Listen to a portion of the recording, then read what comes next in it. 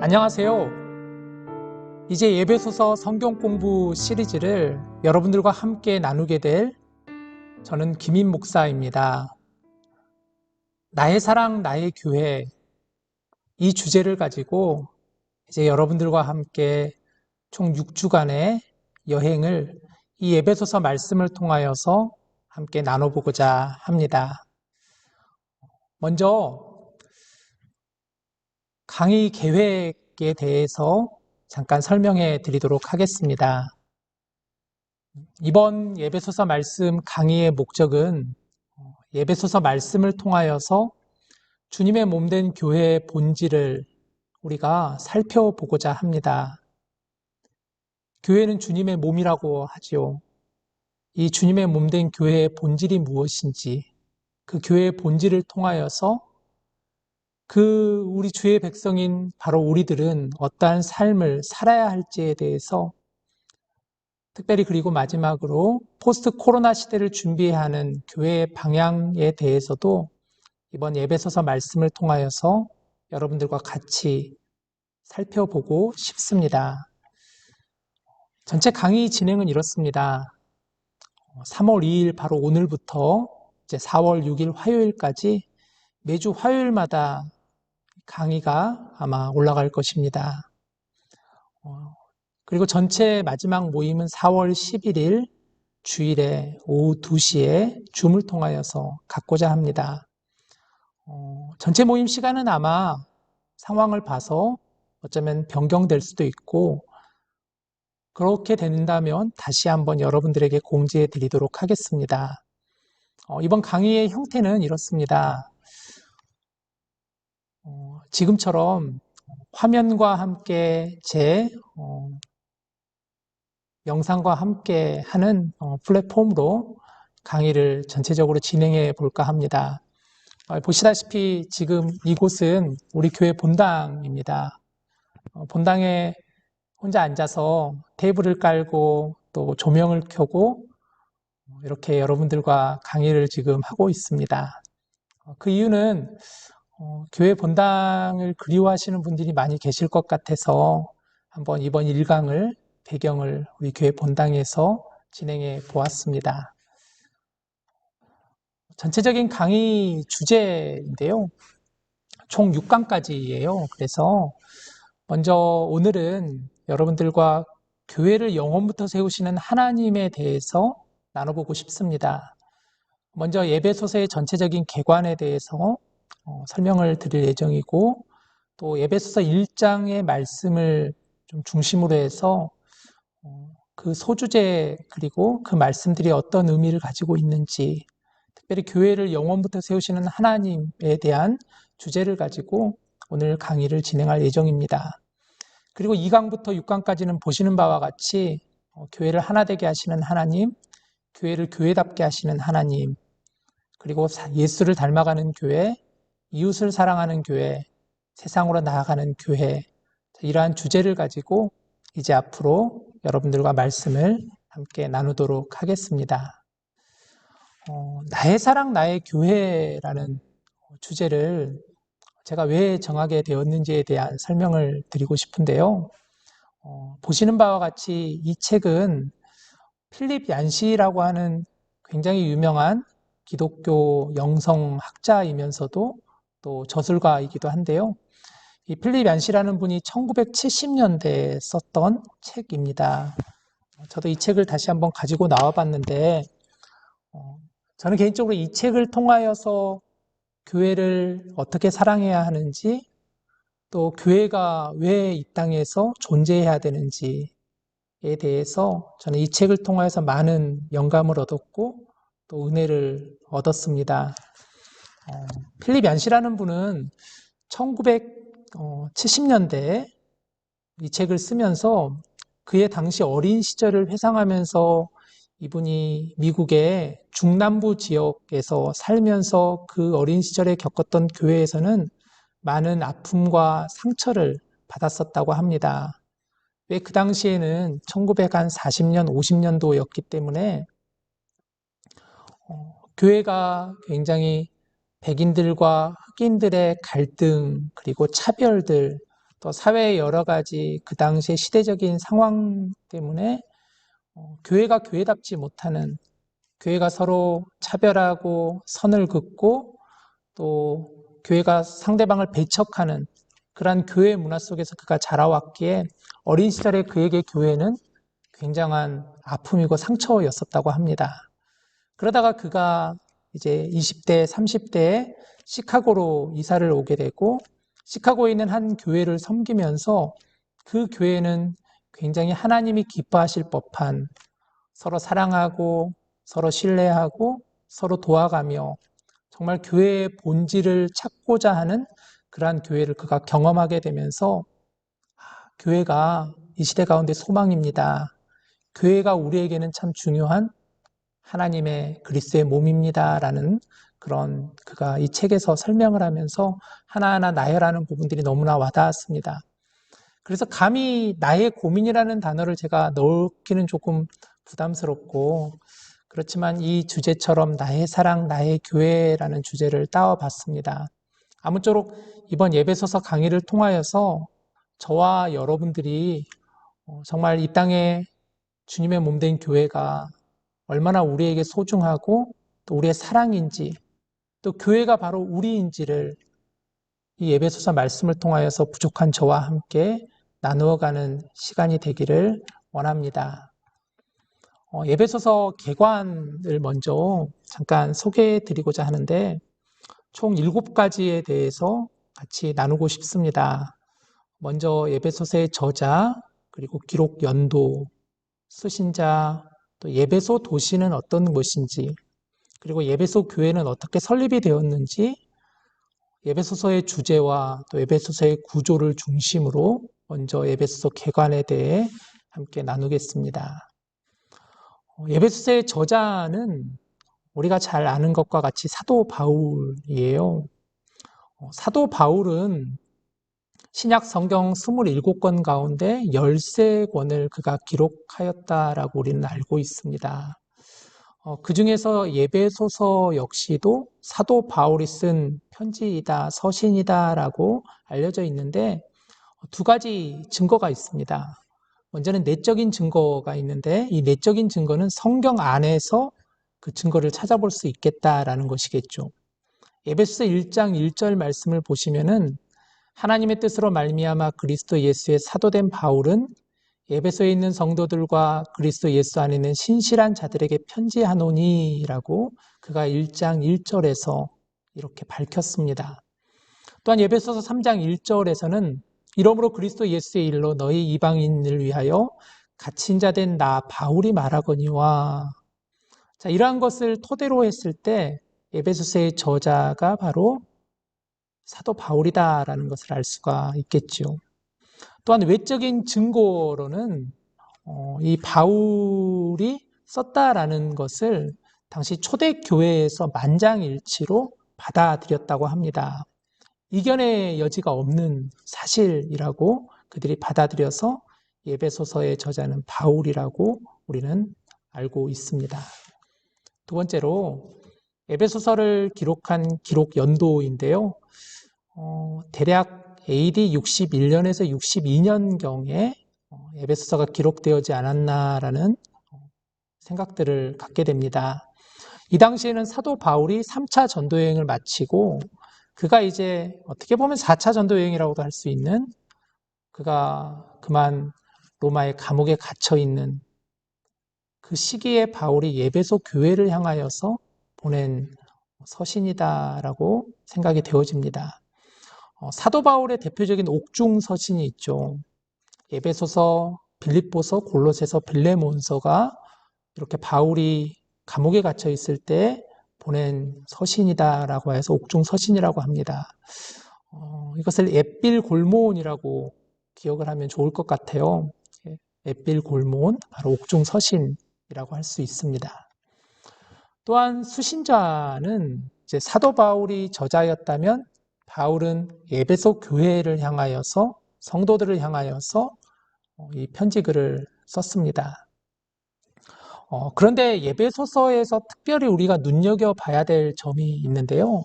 그것은 바로 이 에베소서는 다른 서신서들과는 좀 성격이 다르다라는 것입니다. 바울의 개인적인 감정이 이 에베소서에서는 잘 드러나지가 않는다라는 거예요.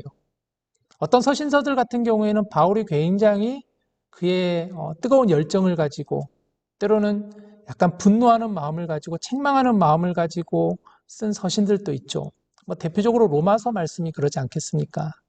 복음의 열정이 사그라진 그 로마 교회를 향하여서 바울이 마치 복음을 들고 폭탄을 던지는 것과 같은 그러한 심정으로 써나갔었던 로마서와 다르게, 아니면 갈라디아서도 마찬가지죠. 그런 갈등을 가지고 또 바울이 그리스도의 의와 또 이신 칭의를 가지고 그가 주장하였던 그런 다른 말씀들과 다르게 에베소서는 굉장히 문체 자체가 담담하게 되어져 있는 것을 볼 수가 있습니다. 또한 이 회람용 서신의 성격 가운데 두 번째는 특정한 문제보다는 일반적인 문제를 에베소서에는 거론한다라는 것을 보게 되는데, 다른 기타 바울 서신들 같은 경우에는 고린도서 같은 경우에는 어떤 분쟁이나 음행이나 음식의 문제를 가지고 또 다룬다라고 할 수가 있겠죠. 갈라디아서는 할례와 율법이라든가, 또 골로새서는 이단, 데살로니가서는 또 종말에 대해서 그런 특정한 문제를 가지고 다루고 있는 것에 반해서 에베소서는 보면 이게 어떤 문제이지? 무슨 문제를 가지고 지금 바울이 이 에베소서를 쓰는 걸까라는 생각이 들 정도로 굉장히 노멀한 일반적인 문제를 가지고 그가 써나가는 것을 보게 됩니다. 그 이유인즉슨 아마 이 에베소서를 바울이 기록하면서 에베소 교회뿐만 아니라 그 주변에 있는 소아시아의 여러 또 지역에 있는 교회들도 이 에베소서 말씀을 통하여서 바울의 의도를 전달하고 싶고, 또 에베소서에 우리가 지금 이제 보고자 하는 그러한 주제처럼 정말 교회가 어떤 의미를 가져야 되는지, 교회가 왜 그리스도의 몸인지, 또 교회를 구성하는 우리들은 어떻게 세상을 살아가야 되는지에 대한 일반적인 문제를 바울이 다루고 있다라고 할 수가 있을 것입니다. 자, 그러면 에베소 도시에 대해서 한번 보고 싶은데요. 이 에베소라는 도시는 여러분 지도를 잘 한번 봐보십시오. 이 지도를 보는 것과 같이 에베소라는 지역 자체가 굉장히 가지고 있는 위치적으로 중요한 도시라고 할 수가 있습니다. 소아시아 지역의, 지금으로 말하면 터키 지역인데요.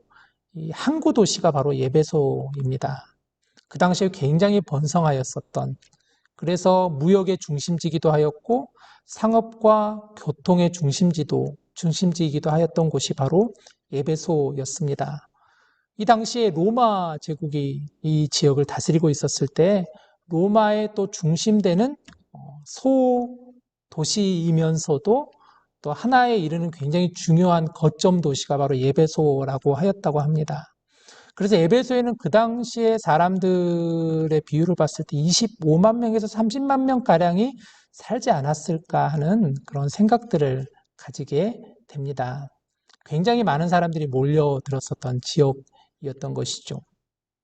또한 이 에베소 하면은, 그래서 제가 이제 구글에서 사진을 좀 찾아와 봤는데요. 지금 이제 성지순례를 가보면 이 에베소의 중심 대로가 이렇게 형성을 예전에는 하였다고 합니다. 보는 것처럼 바닥도 보면은 굉장히 잘 닦여 있고, 그런 것을 보면서 에베소가 어떤 지역인지를 대충 알 수 있겠죠. 또 이 지역에 대형 원형극장이 이렇게 형성이 되어 있다고 합니다. 이 자리에 약 3만 5천 명가량이 들어앉을 수 있을 정도로 굉장히 큰 원형극장이 있을 정도로 에베소라는 도시가 발전되었었던 도시였던 것이죠. 자, 그런데 우리가 알다시피 이렇게 상업과 교통과 문화가 발달된 지역들을 보았을 땐 다들 하나같이 어떠한 문제가 있느냐?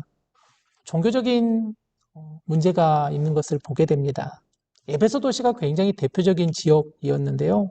이 보시는 것처럼 에베소 도시에는 아데미 여신을 숭배하는 그러한 문화가 팽배하였었다고 합니다. 이 아데미 여신은 풍요를 상징하는 여신이었어요. 그리스 신화를 보면은 제우스 신의 딸이라고 하였다고 합니다. 그래서 아데미 여신을 숭배하면서 그 지역을 번성케 해주는, 우리 지역을 먹여주고 살려주는 그런 것을 하면서 사람들이 우상을 빌면서 그런 지역이 바로 에베소였습니다. 그래서 아데미 신전은 지금은 다 파괴가 되었지만 그 당시 상상에 의하면 아마 이 정도로 지금처럼 굉장히 큰 신전이 있지 않았을까, 이 터를 보면서 연구를 해본 결과 이렇게 지어지지 않았을까 하는 보건도도 또 있습니다. 구체적으로 얼마나 이 아데미 신전이 크냐 하면은요, 약 100개 이상의 기둥을 가지고 있었고 또 18m 높이 정도의 지붕이라고 해요. 지금 우리 교회는 글쎄요, 제가 보기에는 8m? 10m가 될까 모르겠는데요. 훨씬 더 높은 굉장히 어마어마한 신전이라고 할 수가 있겠죠. 또 115m의 길이와 45m의 너비를 가지고 있는 어마어마한 신전이 이 에베소 지역에 있었다고 합니다. 또 여러분들이 아마 잘 아시는 것처럼 에베소서를 우리가 참고할 때 사도행전 말씀을 꼭 보아야 되는데요. 사도행전 19장 또 18장 부분들을 보면은 사도 바울이 에베소에서 어떻게 전도 사역을 감당했는지를 보게 되는데, 대표적으로 바울이 이 에베소에서 은장세기엔 데메드리오와 함께 다툼을 벌이기도 하였고, 또 마술을 벌이는 자들과 함께 바울이 그것을 가지고 굉장히 책망하기도 하였고, 그 결과 바울이 그들에 의해서 공격을 당하기도 하였었던 그런 모습을 우리가 에베소라는 지역에서 볼 수 있을 정도로 에베소는 이렇게 종교적으로 굉장히 타락하였었던 지역이라고 할 수가 있습니다. 다음으로 에베소 교회는 어떻게 설립이 되었는가에 대해서 좀 보고 싶은데요. 이 에베소 교회는 바울이 2차 전도 여행 당시에 보는 것처럼 브리스길라와 아굴라 부부에게 복음을 전파하고 세운 교회라고 여겨집니다. 사도행전 18장 18절에서 21절을 보면 이렇게 나와 있죠. 바울은 더 여러 날 머물다가 형제들과 작별하고 배 타고 수리아로 떠나갈새 브리스길라와 아굴라도 함께 하더라. 바울이 일찍이 서원이 있었으므로 갱그레아에서 머리를 깎았더라. 에베소에 와서 그들을 거기 머물게 하고 자기는 회당에 들어가서 유대인들과 변론하니 여러 사람이 더 오래 있기를 청하되 허락하지 아니하고 작별하여 이르되 만일 하나님의 뜻이면 너희에게로 돌아오리라 하고 배를 타고 에베소를 떠나. 보시는 것처럼 바울의 2차 전도 여행 때 바울은 브리스길라와 아굴라와 함께 하면서 그들을 에베소 지역에 남겨놓고 또 바울은 에베소를 떠나서 그가 또 3차 전도 여행을 준비하였던 것을 보게 됩니다. 그랬던 지역이 바로 에베소 교회였고, 이제 바울이 3차 전도 여행 때 다시 에베소로 와서 하나님의 말씀을 3년 동안 주야간으로 가르치며 눈물로 섬긴 교회가 에베소 교회였습니다. 사도행전 20장 31절에도 보면 바울이 얘기하죠. 그러므로 여러분이 일깨어 내가 3년이나 밤낮 쉬지 않고 눈물로 각 사람을 훈계하던 것을 기억하라. 바울의 예정이 굉장히 많이 묻어나 있지 않았을까. 그가 3년 동안 정말 쉬지 않고 눈물로 교회를 섬기며 성도들을 섬기며 하나님의 말씀을 증거하였던 지역이 바로 에베소 교회였습니다. 그리고 사도행전 19장에 보면은 우리가 잘 알고 있는 두란노 서원을 바울이 또 이 지역에서 그 지역에서 사람들에게 복음을 증거하고 제자들을 세웠던 역할들을 감당하였습니다. 보니까 석 달 동안 에베소 회당에서 가르치다가 사람들이 그 바울의 말을 듣지 않고 또 비방하고 그러니까 바울이 그들을 떠나서 두란노 서원을 해서 제자들을 따로 세우고 또 강론하였다라는 것을 우리는 볼 수가 있습니다. 자, 에베소서의 주제이죠. 에베소서의 주제는 사실 굉장히 좀 포괄적이라고 할 수가 있어요. 어떻게 딱히 에베소서의 주제가 무엇이다라고 하기가 사실 참 애매한데요. 그래도 이 에베소서를 보시면은 에베소서는 바울 신학의 정수라 불릴 정도로 많은 주제들이 나타나 있습니다. 조직 신학의 7가지가 있는데 신론, 기독론, 구원론, 종말론, 성령론, 교회론, 인간론이 에베소서를 보면은 사실 다 등장해 있어요. 신론 같은 경우에는 하나님 아버지께서 모든 창조의 주관자이시고 구원자이시고 진행자이시고 완성자이시다라는 것을 우리가 예배소서를 통해서 보게 됩니다. 또 기독론은 예수님에 대해서 하나님의 아들이신 예수님이 누구신가? 그리고 예수님은 교회의 기초이시고 교회의 몸이시며 또 예수님은 교회의 신랑이시며 교회는 예수의 신부이다라는 것을 예배소서를 통해서 우리는 알 수가 있죠. 또한 구원론이 있습니다. 인간의 구원은 인간의 행위가 아니라 전적으로 하나님께서 그리스도를 통해서 주신 은혜이다라는 것을 예배소서는 강조하고 있죠.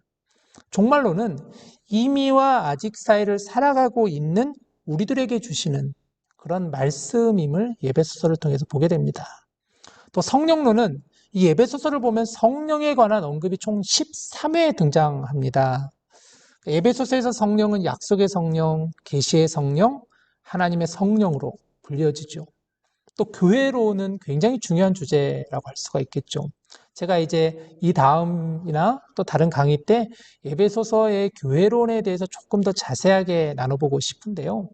에베소서는 정말 교회론의 핵심이라고도 할 수 있는 주제를 갖고 있다고 할 수 있겠죠. 인간론도 들어있습니다. 우리 인간이 얼마나 연약하고 인간이 얼마나 죄악된 존재인지 우리 인간의 본성에 대해서 예배소서는 다루고 있습니다. 저는 이 예배소서를 보면서 예배소서의 주제 가운데 그리스도 안에서라는 이 문구가 예배소서의 주제가 되지 않을까라는 생각을 가지게 되는데요. 왜냐하면 그리스도 안에서라는 단어가 굉장히 많이 예배소서에 등장하거든요. 그리스도라는 호칭이 16번 총 예배소서에서 등장하면서 우리가 그리스도 안에서 하나님의 부르심에 합당하게 살아가는 것이다. 그리스도 안에서 우리가 연합하는 것이고 그리스도 안에서 우리가 교회를 이루어가며 그리스도 안에서 서로를 어떻게 사랑하고 하나님을 사랑해야 하는지에 대해서 예배소서 말씀을 보면은 알 수가 있기 때문이죠. 그리고 예배소서의 주제 가운데 하나는 바로 그리스도의 몸인 교회라는 것입니다. 교회는 예수 그리스도의 몸이시다. 교회는 주님의 몸이시다라는 것을 보여주고 있기 때문이죠. 바울은 이 그리스도의 몸인 교회를 가르치면서 교회는 하나님의 기업이고 그리스도의 몸이며 하나님의 걸작품이며 하나의 새 사람, 하나님의 가족, 하나님이 거하실 처소, 유대인과 이방인의 연합체, 그리스도의 신부, 사단에 대항하는 하나님의 전사로 이렇게 바울은 강조해서 예배소서를 기록하고 있는 것을 보게 됩니다. 자, 마지막으로 예배소서의 개관에서 7번째 구조인데요. 예배소서는 총 6장으로 되어 있어요. 사실 그렇게 길지는 않아요. 9절수로는 155구절인데 이 짧은 장과 구절 속에서 사실은 굉장히 어려워요. 제가 이 예배소서를 지금 이번에 성경 공부를 진행하겠습니다라고 하면서 굉장히 많이 후회를 하고 있어요. 내가 왜 그랬을까? 내가 왜 뭣도 모르고 예배소서를 한다고 하였을까 할 정도로 굉장히 어려워요, 사실. 바울 서신 자체가 사실 어렵잖아요. 자, 그렇지만 예배소서의 구절을 보면은요, 총 2가지로 나눌 수 있다고 생각이 들어요. 1장부터 3장은 그리스도 안에서 이루어진 하나님의 사랑, 또 4장부터 6장은 하나님의 사랑을 입은 사람들이 살아가는 그리스도 안에서의 이웃사랑으로 예배소 구조를 한번 나눠보고 싶습니다. 어떤 분들은 1장에서 3장을 교리, 4장에서 6장을 실천이라고 할 수 있는데 조금 그것보다는 이 그리스도 안에서 이루어진 하나님의 사랑으로 그런 개념으로 4장부터 6장은 그리스도 안에서의 이웃사랑이라는 개념으로 예배소를 좀 나눠보면 어떨까. 그래서 저의 강의도 그런 좀 주제의식을 가지고 이 말씀을 좀 여러분들과 나누고 싶습니다. 자, 지금까지 예배소 개관을 나눴는데요. 좀 굉장히 긴 시간 동안 나눴지만 이제 우리가 1장 말씀을 한번 오늘은 조금 시간이 많이 갔지만 그래도 짧게 1장 말씀이 어떤 말씀들을 이루고 있는지 또 어떤 의미가 있는지를 한번 보기를 원합니다. 하나님께서는 교회를 영원부터 세우신 분이세요. 하나님께서는 교회를 이미 창세 전부터 계획하고 계셨고 또 창세 전부터 우리를 예정하고 계셨고 그런 의미에서 하나님께서는 우리를 지금 이 땅에 세우시고 보내셨다라고 할 수 있습니다. 1장은 총 4가지로 나눌 수가 있는데요. 먼저 인사말이에요. 1장 1절부터 2절 말씀인데 하나님의 뜻으로 말미암아 그리스도 예수의 사도된 바울은 에베소에 있는 성도들과 그리스도 예수 안에 있는 신실한 자들에게 편지하노니 하나님 우리 아버지와 주 예수 그리스도로부터 은혜와 평강이 너희에게 있을지어다. 사도 바울이 문안 인사가 사실은 다른 서신에 비해서는 조금 굉장히 짧기도 하고 건너뛰는 것 같은 느낌도 있지만 그래도 바울은 하나님의 뜻으로 말미암아 내가 사도된 바울입니다 라고 먼저 에베소에 있는 성도들에게 인사를 드리고 있어요. 하나님의 뜻으로 말미암았다라는 거예요. 여러분 에베소서 말씀을 읽어보시면은 말미암아라는 단어가 굉장히 많이 등장할 거예요. 하나님으로 말미암아, 그리스도로 말미암아, 성령으로 말미암아. 굉장히 중요한 의미 있겠죠. 어디에서 기인한가, 어디에서 기초하는가, 무엇이 근본인가에 대한 부분을 나누는, 알려주는 말씀이잖아요. 마찬가지로 바울 역시도 본인의 의지가 아닌 하나님의 뜻으로 말미암아서 예수 그리스도의 사도가 되었습니다. 라고 본인을 소개하고 있죠. 사도가 뭡니까? 사도는 아포스톨이잖아요. 보냄받은 자라는 거예요. 바울이 어떻게 그리스도로 인하여서 보냄을 받게 되었는지는 여러분들도 사도행전 말씀을 보면 잘 알 수가 있지 않습니까? 바울이 다메섹 도상에서 부활한 예수 그리스도를 만나게 되었고 그리스도의 말씀을 따라 그의 인생이 완전히 바뀌게 되었죠.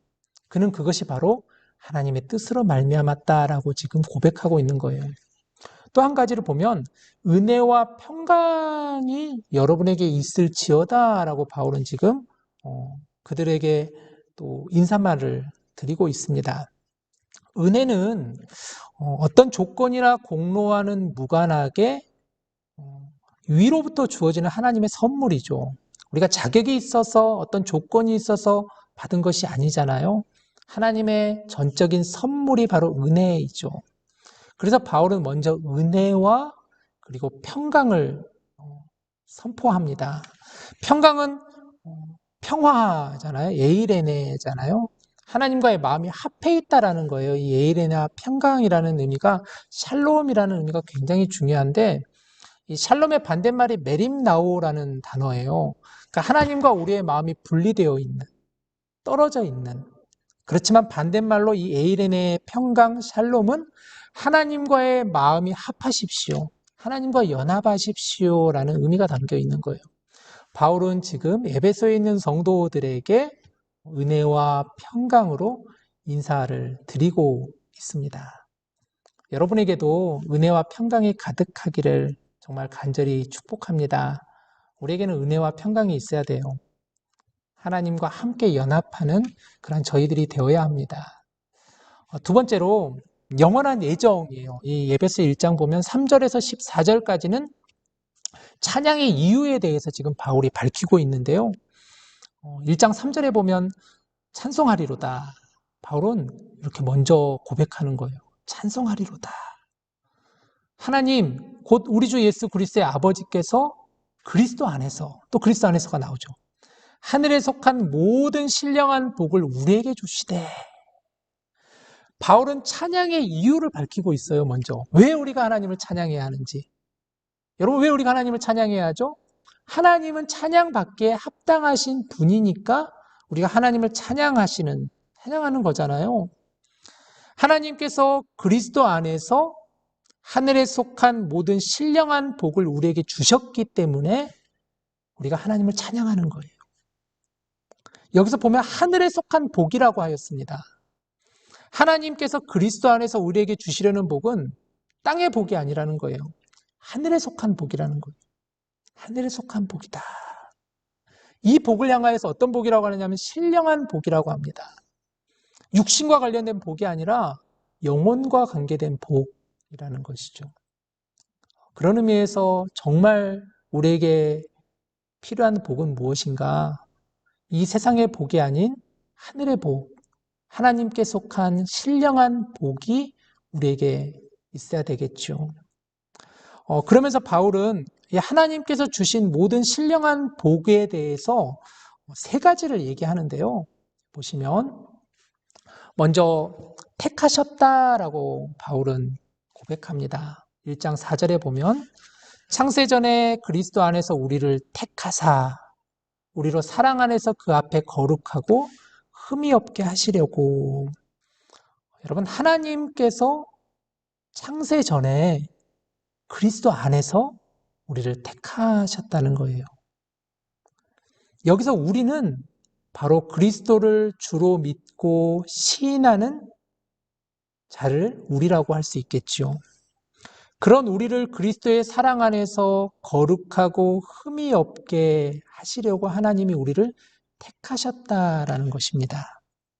이것이 바로 저와 여러분을 선택하신 하나님의 목적이에요.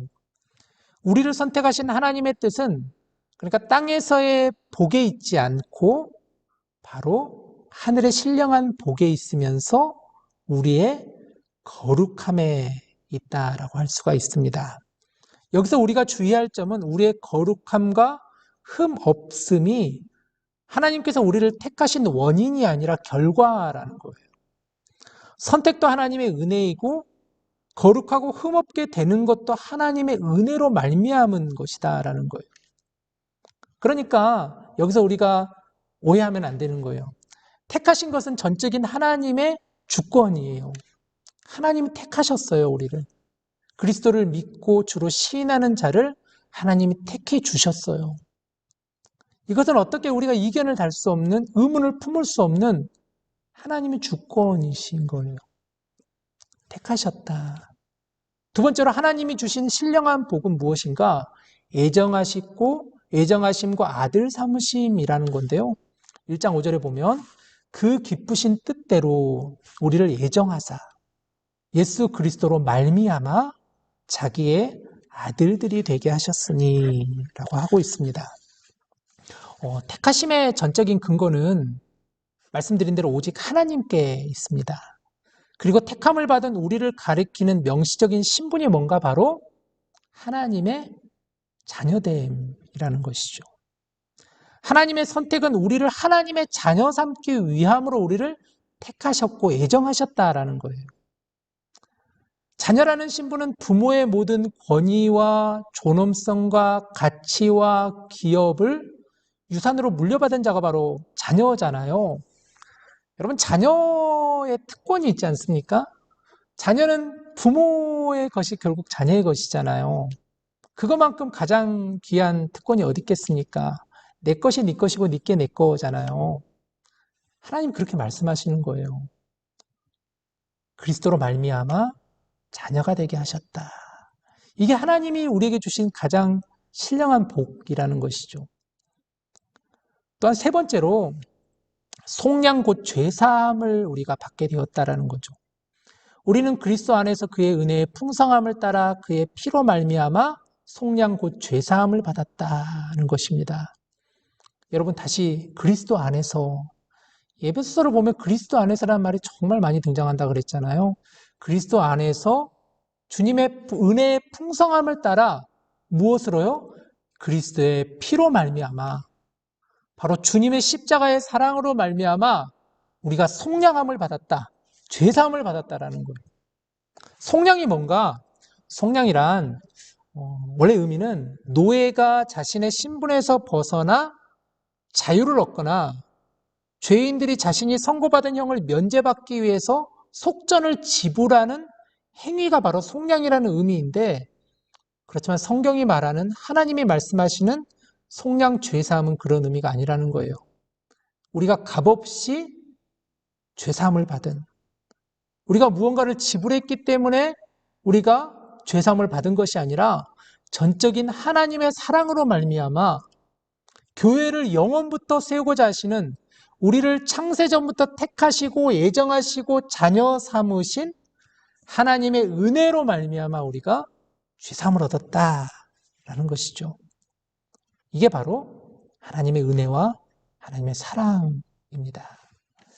자, 세 번째로 에베소 1장을 보면은 이제 1장 15절부터 19절까지는 교회를 위한 기도를 바울이 드리고 있어요. 그러니까 에베소 성도들을 향하여서 드리는 기도인데요. 이것은 세 부분으로 또 한번 정리해 볼 수 있는데, 먼저 하나님을 아는 지식을 위해서 기도하였고, 성도의 부르심과 영광, 신적인 능력의 지극히 크심을 위해서 바울이 지금 기도하고 있는 거예요. 바울의 중보기도라고도 할 수가 있겠죠. 먼저 하나님을 아는 지식을 바울은 또한 구하였습니다. 에베소 1장 17절에 보면 우리 주 예수 그리스도의 하나님 영광의 아버지께서 지혜와 계시의 영을 너희에게 주사 하나님을 알게 하시고. 여러분, 교회의 가장 큰 복이 뭔가? 그건 바로 하나님을 아는 것이겠죠. 신앙은 아는 것이잖아요. 영생은 곧 하나님을 아는 것이고 하나님의 아들이신 예수 그리스도를 아는 것이니이다 하였던 요한복음 17장의 예수님의 기도의 말씀처럼 하나님을 아는 것이 얼마나 중요한지 모르지요. 우리는 하나님을 알자, 힘써 하나님을 알자라고 하였던 호세아의 고백도 있지 않습니까? 그래서 바울은 에베소 교회를 향하여서, 성도들을 향하여서 하나님께서 지혜와 계시의 영을 당신들에게 주사 하나님을 알게 하십시오. 하나님을 알아가십시오. 그렇게 기도하는 거예요. 저와 여러분이 하나님을 알기를 원합니다. 하나님을 깊이 알기를 소망합니다. 두 번째로 성도의 부르심과 영광을 바울은 지금 구하고 있습니다. 너희 마음의 눈을 밝히사 그의 부르심의 소망이 무엇이며 성도 안에서 그 기업의 영광의 풍성함이 무엇이며 라고 하고 있죠. 마음의 눈을 밝히사, 영안을 밝히사, 영안을 여시사라는 것으로도 해석할 수 있지 않을까요? 바로 하나님의 부르심의 소망이 무엇인가?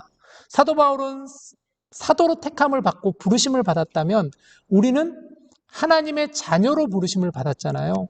하나님의 자녀로 택하심을 입었고 하나님께서 그리스도의 피로 말미암아 우리를 예정하시고 죄 사하여 주셨다라는 것이죠. 그 소망이 무엇이며 성도 안에서 그 기업의 영광의 풍성함이 무엇인지를 알게 하여 주시옵소서. 바울은 기도하고 있는 것이죠. 왜 하나님이 우리를 하나님의 자녀와 백성으로 부르셨을까? 바로 우리 아까 에베소 1장 5절에 보는 것처럼 거룩하고 흠이 없게 하기 위해서, 하나님께 영광의 찬송을 드리게 하기 위해서 우리를 부르셨다라는 것이죠. 세 번째로 신적인 능력의 지극히 크심을 나타내게 해 주십시오. 바울은 기도하고 있습니다. 그의 힘의 위력으로 역사하심을 따라 믿는 우리에게 베푸신 능력의 지극히 크심이 어떠한 것을 너희로 알게 하시기를 구하노라. 여러분 이거 보세요. 바울은 정말 그 에베소 교인들을 향하여서, 성도들을 향하여서, 그 교회를 향하여서 얼마나 그가 간절하게 뜨거운 사랑을 가지고, 마음을 가지고, 열정을 가지고 구하는지 몰라요. 우리에게 베푸신 그 하나님의 능력의 지극히 크심이 어떤지를 알기를 원합니다. 하나님의 능력이 어떻습니까? 하나님의 능력은 우주보다도 크고 그 어떤 무엇과도 바꿀 수 없는, 비교할 수 없는 하나님의 놀라운 은혜이고 능력 아니겠습니까? 하나님의 능력을 우리가 알지 못하면 우리는 인간의 능력에 근거하여 쉽게 근심하고 낭망하게 되지만 하나님의 능력을 우리가 알게 될 때에 우리는 소망이 있는 거예요. 비전이 있는 거예요. 우리가 살아갈 이유를 발견하게 되는 거예요. 우리가 왜 교회인지를 깨닫게 되는 거예요. 자, 이제 마지막으로 네 번째, 에베소 1장에서 교회의 본질을 지금 다루고 있습니다. 굉장히 중요한 말씀이죠. 에베소 1장 22절, 33절을 보면, 23절을 보면 또 만물을 그의 발 아래에 복종하게 하시고 그를 만물 위에 교회의 머리로 삼으셨느니라. 교회는 그의 몸이니 만물 안에서 만물을 충만하게 하시는 이의 충만함이니라. 여러분, 교회의 성경적인 정의가 무엇입니까? 교회는 그리스도의 몸입니다. 바울은 오늘 1장에서 인사말을 하였고 찬양의 이유, 왜 우리가 하나님을 찬양해야 되는지, 그리고 교회를 위한 기도를 드리면서 이제 교회가 무엇인지, 예수 그리스도가 어떤 분인지에 대해서 바울은 지금 이 에베소 마지막 부분에 이 말씀을 기록하고 있습니다.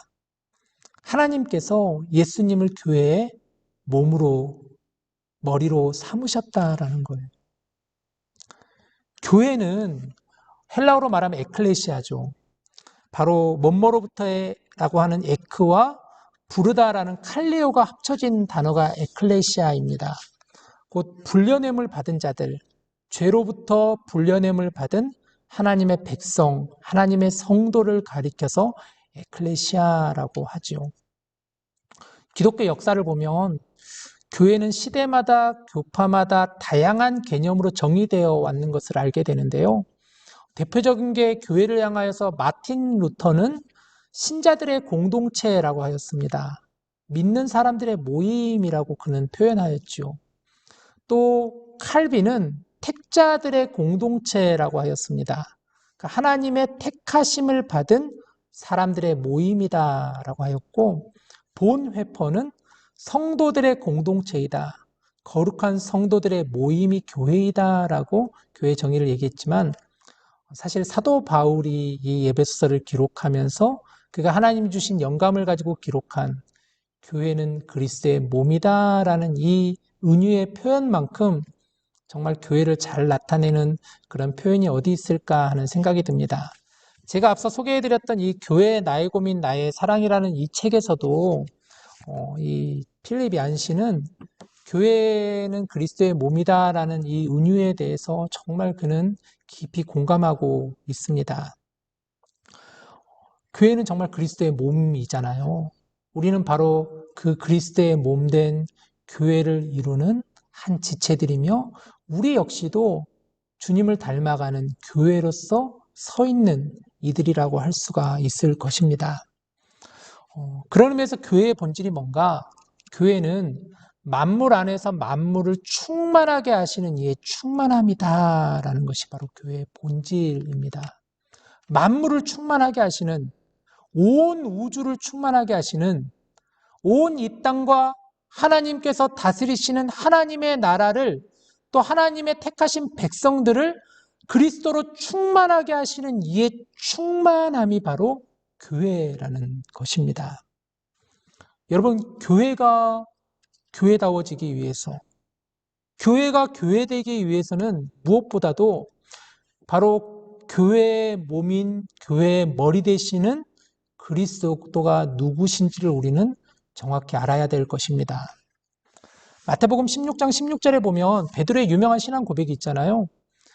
시몬 베드로가 대답하여 이르되 주는 그리스도시요 살아계신 하나님의 아들이십니다. 어느 날 예수님께서 빌립보 가이사랴라는 지역에서 사람들에게, 제자들에게 물었잖아요.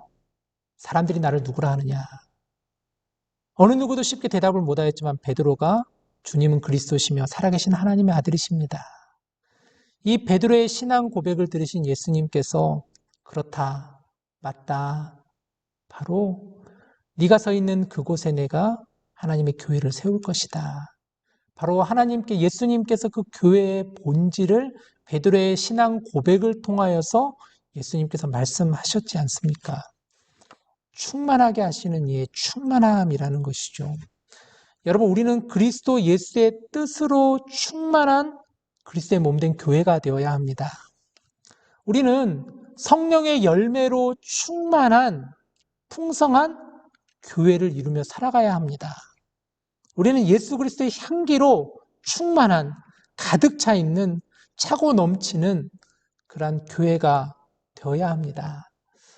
에베소 1장 말씀을 우리가 오늘 이 시간에 함께 나누며 또 개관을 보면서 이 에베소서 말씀이 얼마나 우리에게 귀하게 다가오는지, 또 하나님께서 우리를 향하여 어떤 뜻을 가지고 계시는지, 어떠한 마음을 가지시고 우리를 이 땅에 부르시고 보내시고 자녀 삼으시고 죄 사하여 주셨는지를 오늘 이 시간, 우리가 짧은 시간이지만 함께 나누어 보았습니다. 아무쪼록 여러분, 이 말씀을 통하여서 또 이 시간을 통하여서 우리가 이번 한 주 동안 다른 어떤 무엇보다도 교회가 무엇인지, 하나님께서 나를 왜 부르셨는지, 또 이 에베소서 말씀을 통하여서 어떻게 하나님이 우리의 삶 속에서 역사하시고 말씀하시는지를 저와 함께 여러분이 한 주 동안 깊이 묵상하며 교회를 영원부터 세우시고 앞으로도 세워가고자 하시는 하나님의 귀한 사랑을 깊이 깨닫는 여러분과 제가 되기를 간절히 소망합니다. 제가 기도하고 오늘 1강 성경 공부를 마치도록 하겠습니다. 하나님, 감사합니다. 우리가 교회입니다. 우리는 그리스도로 말미암아 그리스도를 믿고 시인하며 그리스도 안에서 살아가는 하나님의 자녀들임을 고백합니다. 이 시간 에베소서 1강 말씀을 통하여서 하나님의 우리를 향하신 크고 놀라운 사랑을 깨닫게 되었습니다. 이 하나님의 사랑이 머무는 교회가 우리가 되게 하여 주시옵시고 사랑으로 충만한 그리스도의 향기로 충만한 또 하나님의 은혜로 충만한 저희 모두가 다 될 수 있도록 인도하여 주시옵소서. 모든 말씀 감사드리옵고 예수님의 이름으로 기도하옵나이다. 아멘. 한 주간도 승리하십시오. 다음 주에 또 뵙도록 하겠습니다. 감사합니다.